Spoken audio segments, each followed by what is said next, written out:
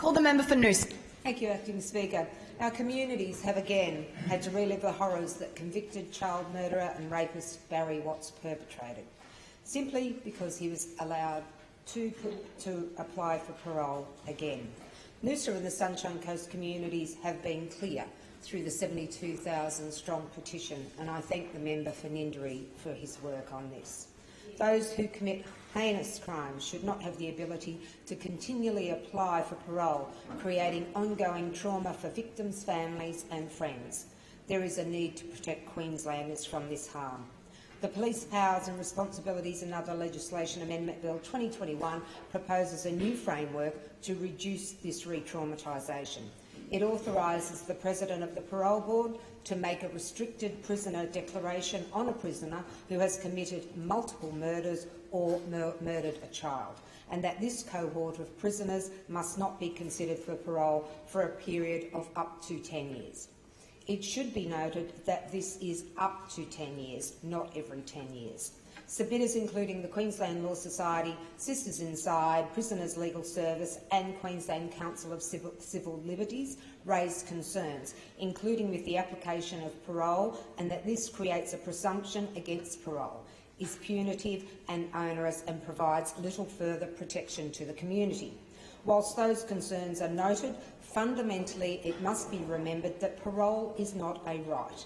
The setting of an eligibility date by the court does not grant parole, which must always be weighed against its impact on the community, and particularly as it relates to the further traumatisation of victims and their families. Several submitters and witnesses at the hearings brought forward their concerns with other aspects of the parole system, which impact detrimentally on both the overcrowding of the prison system and on individual prisoners. Even though outside the capacity of this bill, these must be urgently addressed. These included the timeliness of processing parole, with prisoners who a judge has deemed should be on parole are still waiting long periods due to the backlog of cases. Recommendations that have been put forward by organisations such as Sisters Inside must be considered. This includes whether court-ordered parole could be applied to all cases with, for example, sentences of under 5 years instead of the 3 years as it is now. This would take simple cases out of the purview of the Parole Board and have them processed quickly, which then frees up prison resources as well.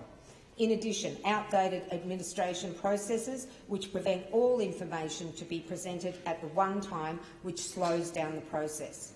They also highlight the need for housing for those seeking parole, especially for those that were homeless before their prison term. Mr Walter Sofronoff QC's 2016 Queensland Parole System Review report had as #1 recommendation that there be a review of the parole system in Queensland in 2022, after 5 years of operation of the new board, to see if the system has improved the processes.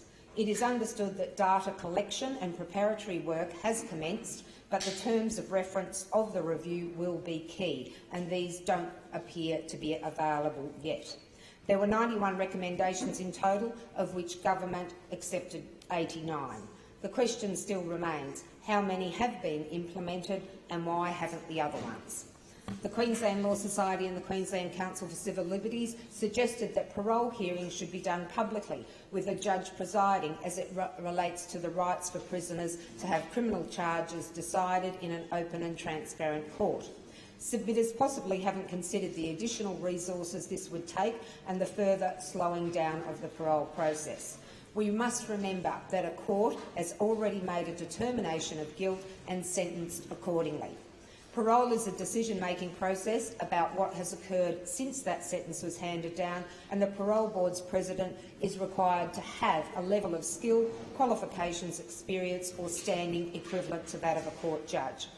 Further, public hearings would defeat the entire purpose of protecting the families of victims being re-traumatised every time the parole question comes up, which currently could be every year. Ultimately, Queenslanders are not interested in who makes the determination, just that justice is served and systems that do not serve us well are rectified. The bill has additional provisions, including replacing archaic terminologies to ones that recognise and respect the distinct cultural identity of Aboriginal and Torres Strait Islander peoples.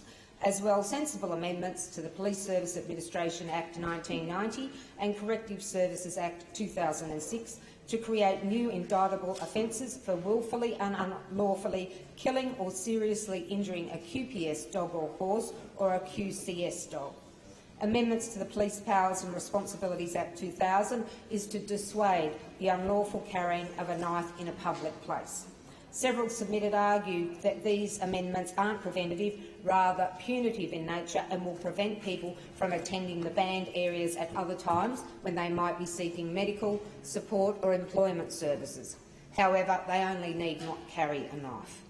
Lastly, amendments to the Police Powers and Responsibilities Regulation 2012 are to permit QPS civilian employees and contracted translators working as monitors to utilise surveillance devices without constant police presence. While this change may free up police time, QPS should monitor the implementation of this amendment to ensure that the surveillance remains appropriate and does not impact on possible future evidentiary matters. In closing, I thank our Chair, fellow committee members and Secretariat for their work. Thank you also to the Minister who listened to the calls for this change from the Kinney family and through Shan's Law. Also, submitters, attendees at public hearings and briefings in the examination of this bill. And again, thank you to our incredibly hard-working police for what you do every day. Thank you. Deputy Speaker. Call the member for Cooper.